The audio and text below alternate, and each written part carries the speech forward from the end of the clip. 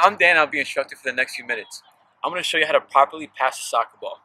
Now, there are several different ways you can do this, but we're only going to go over the basics. So why is passing important? Soccer is a sport that revolves around teamwork, and that's why passing is such a critical element of soccer. It's a technique that must be mastered if you and your team want to be successful.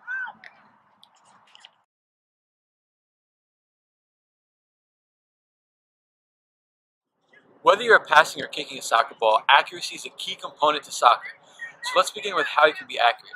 Obviously, the first thing you need is a target, and in this case, it will be your teammate. Your teammate will most likely be moving in a game situation, and your job is to be able to accurately pass him the ball. Now, if he's moving, it can be a little difficult. So in this case, you will want to pass in front of him or the area that he's running to. However, this technique is too advanced, and I want to focus on just the basics. So I'm going to show you what a pass is going to look like to a still teammate. The first thing you want to do after you find a target is position yourself square with the ball. This method allows you to be accurate because you and the ball will be facing the direction that you want to pass to. This is what being square with the ball will look like.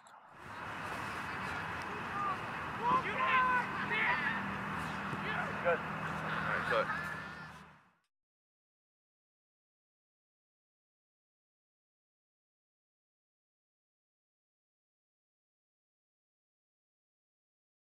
Now that we established how to position yourself when passing a soccer ball, we can talk about the next step, which is to run towards the ball. This step is pretty self-explanatory because the ball generally is not right next to your foot, so you need to be able to approach the ball before you pass it. Running to the ball also allows you to build momentum and will generate more power behind your pass. This is useful especially if you want to pass to a teammate that is far away. Some things to keep in mind. It's important to be consistent with your steps as you run to the ball. You want to take anywhere from 1 to 3 running steps toward the ball depending on how far you are from the ball. Here's a demonstration of what running towards the ball can look like.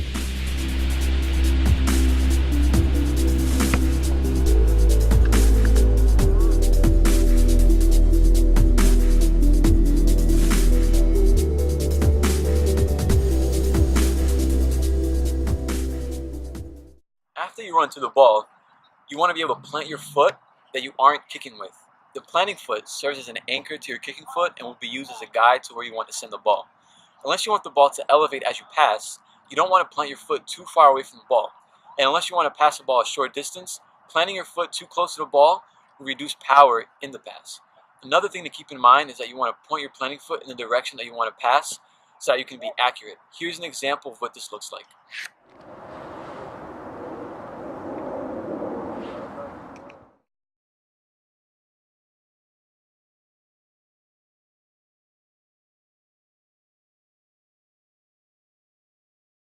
Finally, we are at our last step. Here you are finally kicking the ball and following through with your leg. There are many different ways to pass a soccer ball, but the most effective and most often used way is to kick with the inside of your foot. Keep your toes pointing upward as you kick with the inside of your foot, and this will create more surface area to hit the ball. Once you kick, follow through with your leg. This is important because following through is where the power behind your pass will come from. This will also help you maintain your form as you kick.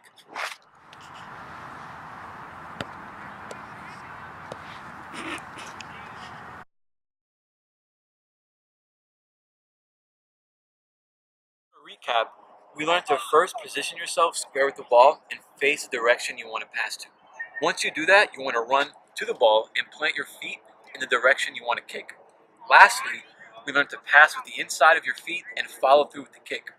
Master those 4 steps and it will help you become a better soccer player. I hope you guys learned a bunch. Stay tuned for more how-to videos, and remember, you play the way you practice.